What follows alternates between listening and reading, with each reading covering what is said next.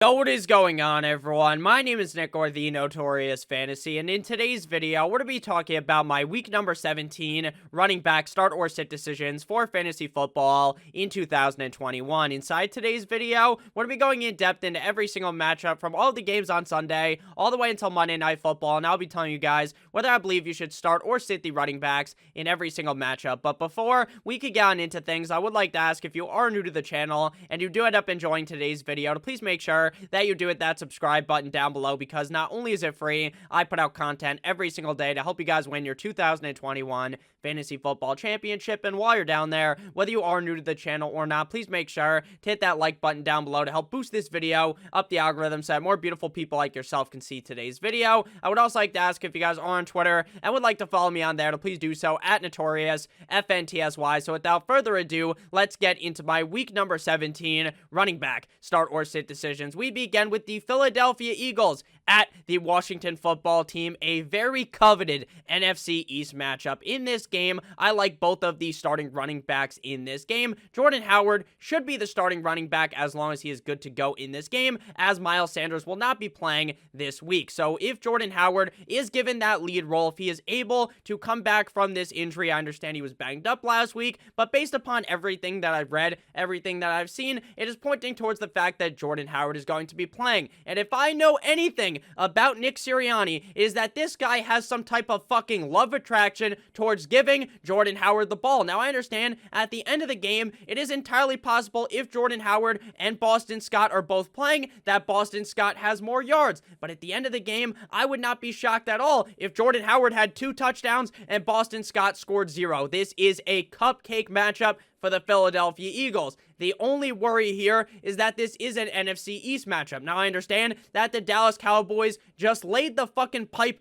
to the Washington Football Team defense like they were a plumber last week, but maybe the Philadelphia Eagles struggle a little bit. I would be starting Jordan Howard over Boston Scott if he plays, but if Jordan Howard is not good to go, again, everything that I've read seems to point towards Jordan Howard playing. If he's not able to go, then I would definitely like to start Boston Scott this week. I am not very excited, though, about Jordan Howard, but I would be firing him up in this matchup. Like I said, the Washington Football Team just got their back blown out by the Dallas Cowboys, but Antonio Gibson will still be a start in this game because, again, while I said this will probably be a blowout, it's not going to be as bad, so at least Antonio Gibson will be in the game the whole game. Despite getting pulled out of the game last week, he was still pretty solid up against the Dallas Cowboys. This week, I do believe that Antonio Gibson will be able to play the whole game, because I doubt that this is going to be a game where the Eagles are winning by so much that the Washington Football Team doesn't want to injure Antonio Gibson, so they just pull him out of the game. I think Antonio Gibson played the whole game, or will play the whole game this week. He played pretty solid last week, despite the fact that he wasn't able to play throughout the whole game. So I think here up against the Eagles, Antonio Gibson will be just fine. Again, in terms of Boston Scott, if he is the starter, then I'm definitely going to want to start him. If Jordan Howard is the guy, then I would definitely leave Boston Scott on the bench. In terms of the backups for the Washington Football Team, Jarrett Patterson actually looks like a solid running back, but if Antonio Gibson is good to go, which he should be, there's really no need to start Jarrett Patterson. Next up, we move to a matchup between the LA Rams at the Baltimore Ravens. Sadly, Darrell Henderson has been put on the IR and will not be playing in this game, but somehow, some way, Cam Akers is going to be seeing some touches. This man tore his Achilles 5 months ago and is now back. Normally, people talk about how you tear your Achilles, your career could possibly be over. You're not going to play again for another 9, 10, 11, 12 months. But miraculously, we're 5 months out, and Cam fucking Akers is going to play. Is he going to play a substantial amount of snaps? Of fucking course not. That would be insane.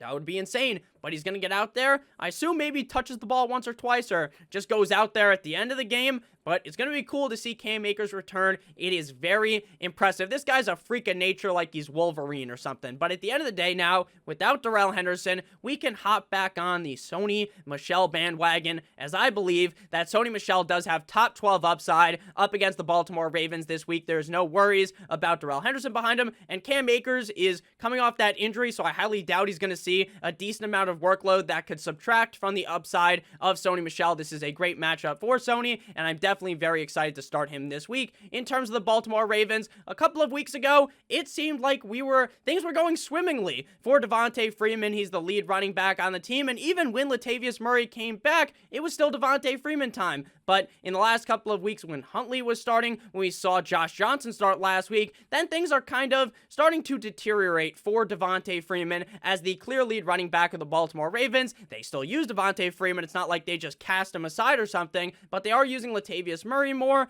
and at the end of the day, my confidence has reached zero in Devonta Freeman and Latavius Murray, so I would rather just leave them on the bench in my potential championship game this week. I wish you guys all good luck. There will be content next week as well for those of you who are crazy enough to play a Week 18 championship. Next up, we move to the Tampa Bay Buccaneers at the New York Jumbo Jets. In this game, I love Ronald Jones. Now, last week, I was banging the fucking drums aggressively for Ronald Jones, and it didn't necessarily pay off because he didn't have as much upside as I perceived, but he didn't have a shitty day. He still ended up playing well this week going up against the Jumbo Jets. This has all the makeup to be a certified beatdown by the Tampa Bay Buccaneers. They're favored by 13 or 13.5 points, depending on which book you are looking at. So this is going to be an excellent game from the Buccaneers. I believe they're going to be up for by a lot late on in the game, and they're just going to hand the ball off to Ronald Jones. Very excited for Ronald Jones here up against the Jets. For the Jets, I understand this is definitely a tougher matchup up against the Buccaneers defense when compared to last week up against the Jacksonville Jaguars. So obviously, Michael Carter could take a hit in this matchup because the Buccaneers defense is just miles above what the Jacksonville Jaguars are. But at the end of the day, I still think Michael Carter is a start-worthy running back in this matchup. Am I very excited about him? No,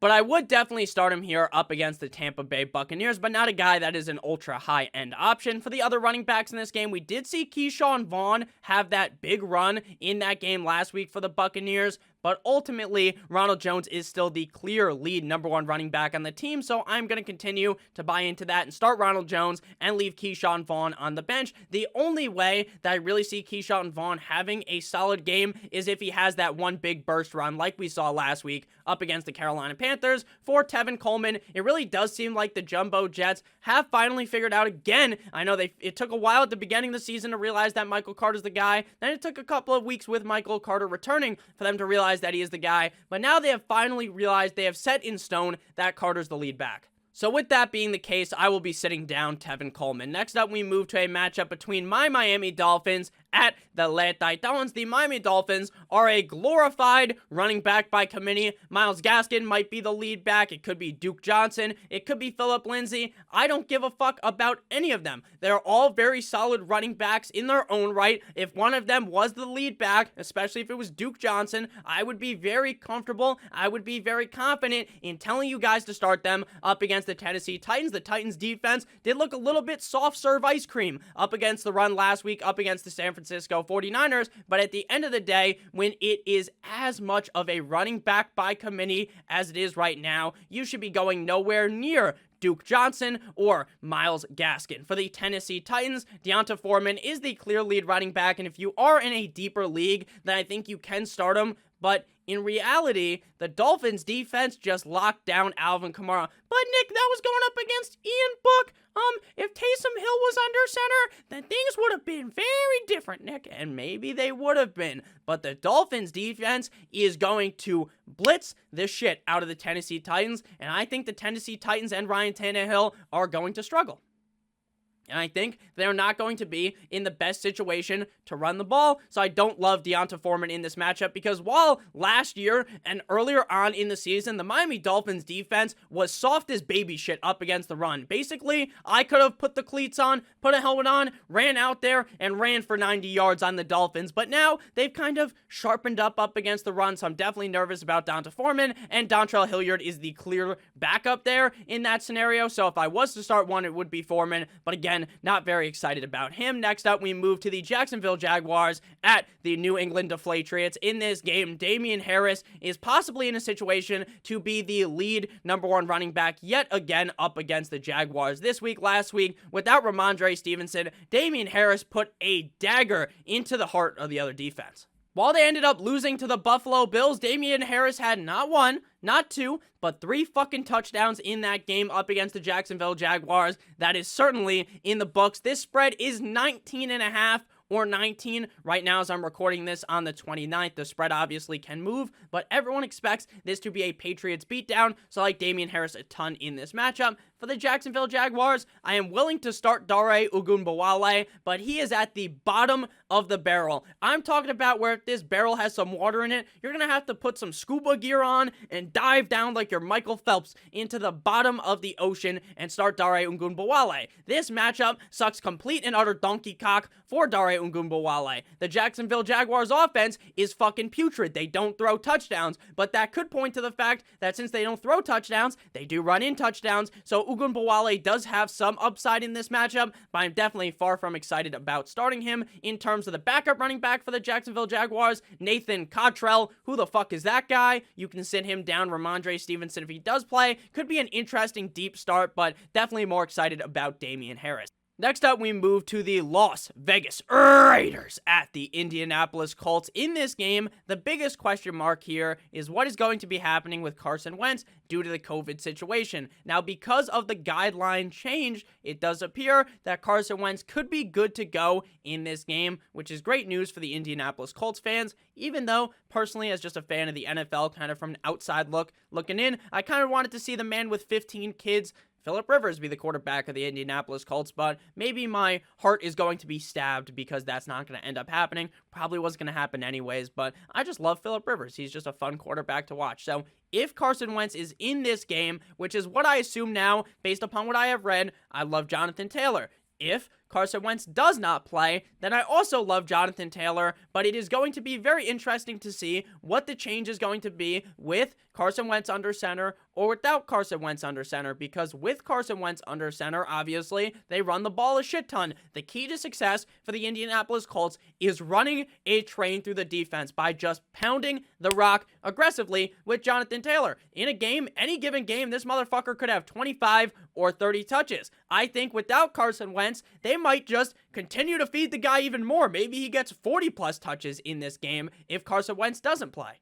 So it's going to be very interesting to see how that plays out, but it would be damn near fucking impossible for me to sit a player with the skill set of Jonathan Taylor in the fantasy playoffs, even if Carson Wentz doesn't play. So with or without Wentz, you're firing up Jonathan Taylor with supreme confidence. For the Las Vegas Raiders, Josh Jacobs, I kind of talk about this in every running back video when I talk about the rankings, the start-sit. Josh Jacobs is just one of those running backs that you play every week, you're not very excited about, but he gets things done. He's never going to have that game, or it's very unlikely that he's going to have multiple games on the season where he is the single reason why your team wins. I'm talking about him kicking the ever-living shit out of a defense, dropping 25 or 30 points. But he's also never really going to kick you in the dick, right? He's never really going to have that super bad game where he gets like 5 points or 0 points and your team just crumbles down because of him. Obviously, that could happen if he gets injured. Knock on wood, I don't root for injuries. But all I'm saying is that typically he's just a very safe player game in and game out. The Indianapolis Colts defense isn't impenetrable. It's not a dog shit defense, but I still think Josh Jacobs is worthy of a start. In terms of the Raiders backup without Kenyon Drake, that would be Peyton Barber. Not very comfortable playing him. Nyheim Hines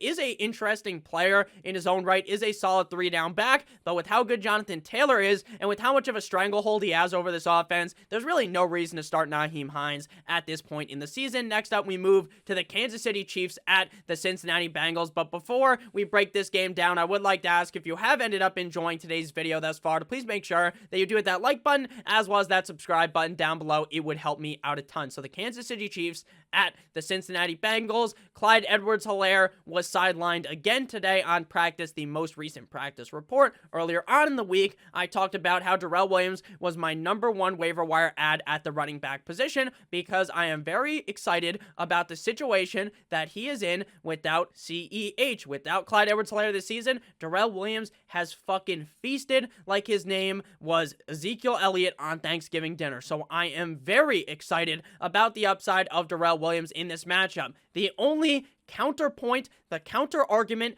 to my excitement about Darrell Williams is that this becomes a really high-scoring game, a tit-for-tat high-scoring game between the Kansas City Chiefs and the Cincinnati Bengals, and then maybe the Chiefs just escape from the run game, meaning they fade away from the run game. But even if that is the case, Darrell Williams is not some fucking schlub at catching passes, so they're still going to be dumping the ball his way. So I think Darrell Williams could have a fan-fucking-tastic performance up against the Bengals. So I love Darrell Williams this week. Last week, I started to kind of dig the metaphorical grave on Joe Mixon because this guy was on fire for like 5-6 weeks of the season. This dude was scoring a touchdown every single week. He was getting tugs week in and week out like his name was Robert Kraft. But then, as of recently, things started to slow down. You know, the train was going up, and then it was starting to derail. But last week, this dude put the foot on the gas up against the Baltimore Ravens, had a fantastic game, as well as the whole fucking team for the Bengals, right? Joe Burrow threw over 500 yards, an excellent performance for him. So I like Joe Mixon. Even if this game does get high scoring, you got to play Mixon. For the other running backs in this game, Samaje Perine is the backup running back, but unless Joe Mixon was to be hurt, then there's no reason to play Perine. And then Derek Gore, Frank Gore's great grandson, is the backup running back for the Chiefs. He did earn a right to kind of get some touches because he has played solid as the third string back on the team, but at the end of the day, Williams is still the clear lead back, so definitely not going to be looking the way of Derek Gore. Next up, we move to the New York Football Giants at the Chicago Bears. In this game for the Giants, I am sick and tired of Saquon Barkley. I am officially closing the metaphorical book on Saquon Barkley. And I'm pretty sure I've told you to sit him for like 3 weeks in a row now. This man just isn't the same Saquon Barkley of the past. Now, I know deep inside of him, that old Saquon Barkley that I miss, you know, you ever heard that song where Kanye is like, I miss the old Kanye. I miss the old Saquon Barkley. The rush for over 1,000 yards Saquon Barkley. The score 1,000,000 touchdowns Saquon Barkley. The carry my team to a fantasy championship Saquon Barkley. That's the Saquon Barkley I miss. And it is deeply saddening to see just how shit this Giants team is. They said that they were going to use both Mike the Neck Glennon as well as Jake from State Farm in this game. There is no reason why you should try to talk yourself into playing a single player on the Giants. The Bears defense is not the same Bears defense from the past. They're not the same Bears defense from last year, the year before, where they were one of the most fierce defenses in the NFL. But at the end of the day, even a watered-down Bears defense is still going to have their way with the Giants. Saquon Barkley's going to struggle. If you made it this far in the playoffs, you probably didn't have Saquon Barkley, or you just jumped away from him a while ago like I did and just started starting other players. I'm done with Saquon Barkley. I understand. But Nick, his name's Saquon Barkley. You gotta start him.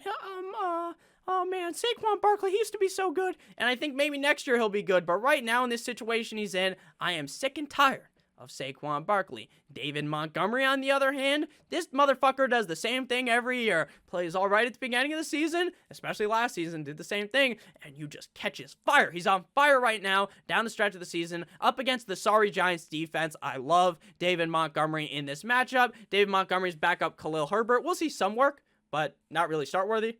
Devontae Booker is the backup for the Giants, and if I'm being honest with you, he kind of looks a little bit better than Saquon Barkley, but you know, not going to be starting him either. I mean, this Giants team is just abysmally bad. Next up, we move to a matchup between the Atlanta Falcons at the Buffalo Bills. Now, Cordero Patterson, I'm still going to call him a start because in a lot of scenarios, you still got to start him, but his value was rising,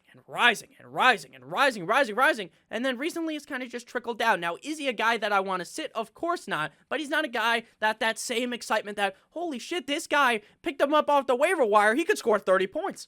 That thought process is just gone right now. Now, again, I'm still going to start him, just not as excited, especially up against the Bills. Devin Singletary, over the last 2 weeks, has proved himself to be the clear lead #1 running back on the Buffalo Bills. Now, at any point, they could just do a switcheroo, and things can change. At any point, Josh Allen could vulture 2 rushing touchdowns, and then you're shit out of luck with the Devin Singletary. But the matchup up against the Falcons, kind of a wet dream matchup for a running back, so I will be playing Devin Singletary. Mike Davis doesn't look that bad, but, you know, doesn't get enough work to be useful, so he's going to sit on the bench. And then Zach Moss even though this kind of was a running back by committee all year long, it does really feel like Devin Singletary has ran away with the competition, so I'm not going to be starting Zach Moss. Next up, we move to the Houston Texans at the San Francisco 49ers. In this game, my assumption right now on Wednesday the 29th is that Elijah Mitchell does end up playing. Now, I'm not a doctor. I'm as much of a doctor as the guys you can watch on fucking Pornhub. So at the end of the day, that doesn't make me qualified to speak on if I think Elijah Mitchell is going to play or not, just off the top of my head, based upon what I have read on the interwebs, on the MyFace,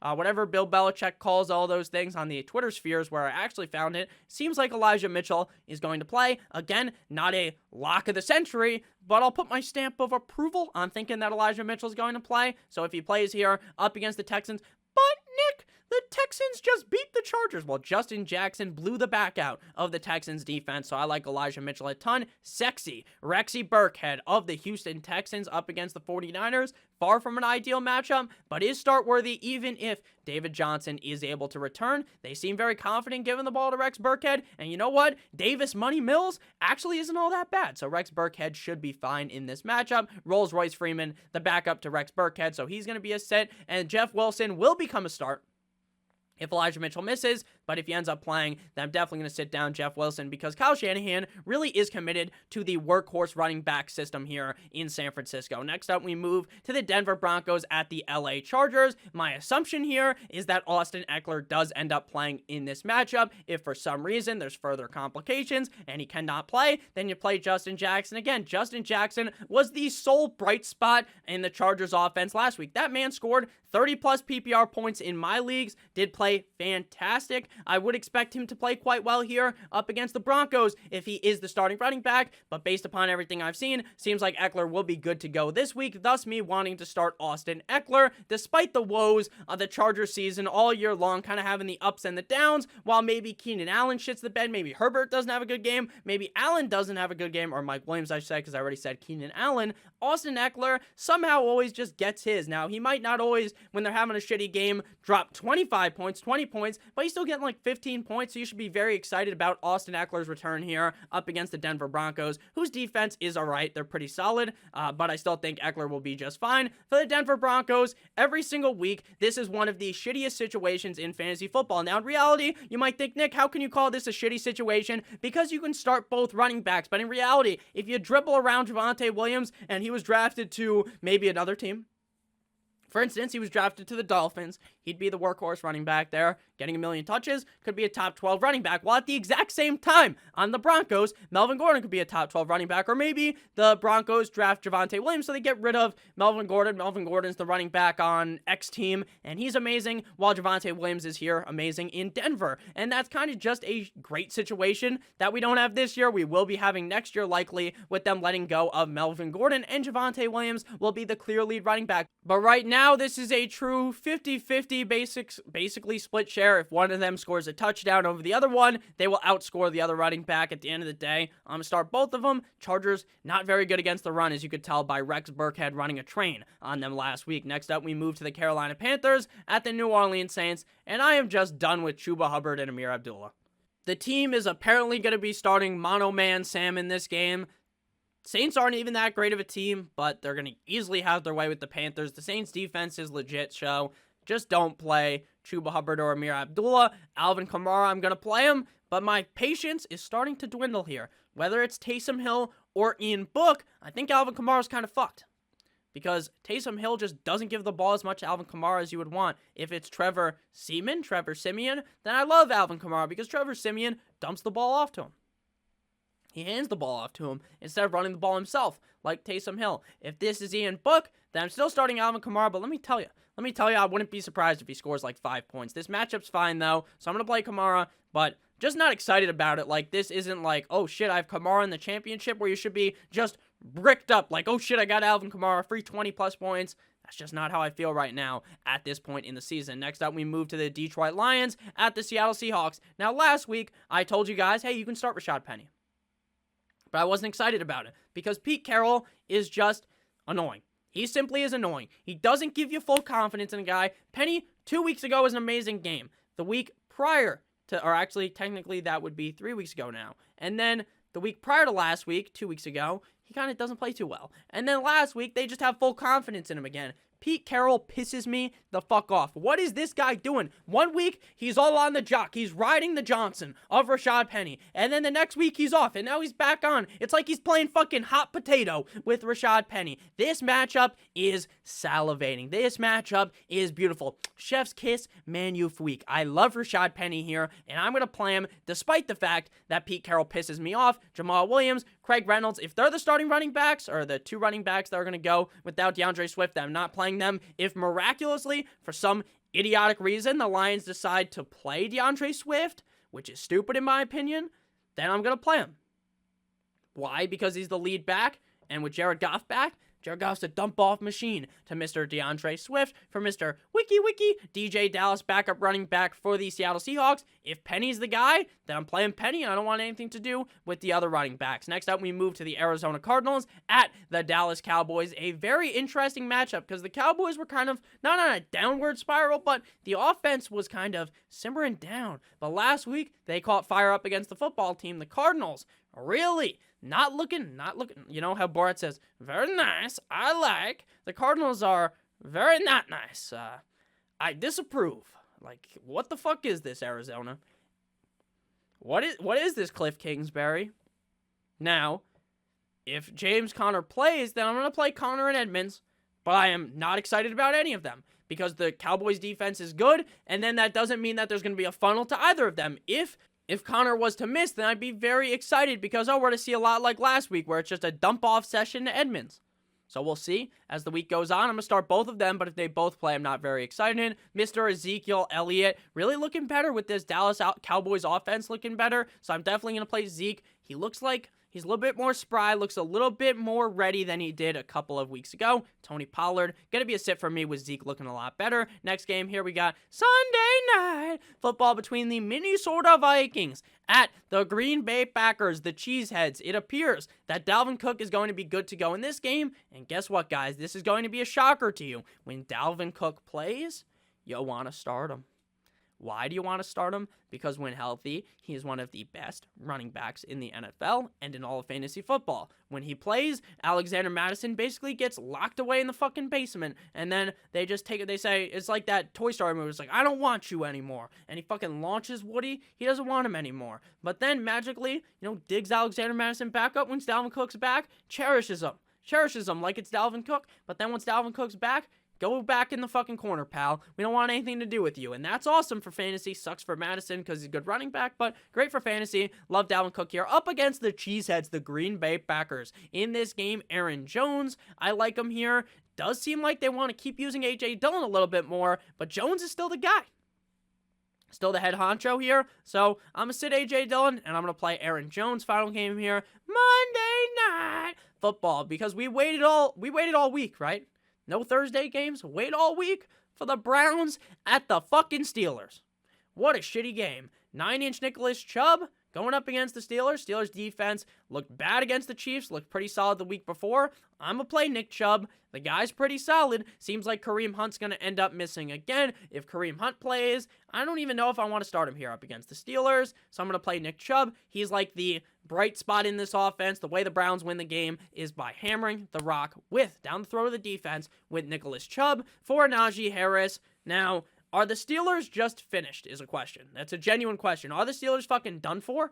Are they just gone? Are they done? Because if that's the case, if Big Ben plays again like he played last week, then Najee Harris's value has fallen off the edge of the earth when it matters most. When everyone wants Najee Harris to have the old Najee Harris games from earlier on the season, the guy basically just fists you right in the ass without the use of any lube. Now, are we going to see a bigger Big Ben or a better Big Ben? A bigger Big Ben? I mean, the guy's already fucking huge, so a better version of Big Ben? I'm not too sure. So, Najee Harris here up against the Browns. I'm going to start him. Confidence level, though, definitely dwindling down for the Steelers. Their backup running back, Benny Snell, I'm not going to be starting him. And then Dearness Johnson, he's not Kareem Hunt, doesn't get put in that same role, so I'm definitely going to be sitting him. So thank you guys all so much for watching today's video. If you did end up enjoying, please make sure to hit that like button down below, as well as hitting that subscribe button. I would appreciate it a ton. I love you guys all. Hope you have a great rest of your guys' day. And as always, goodbye.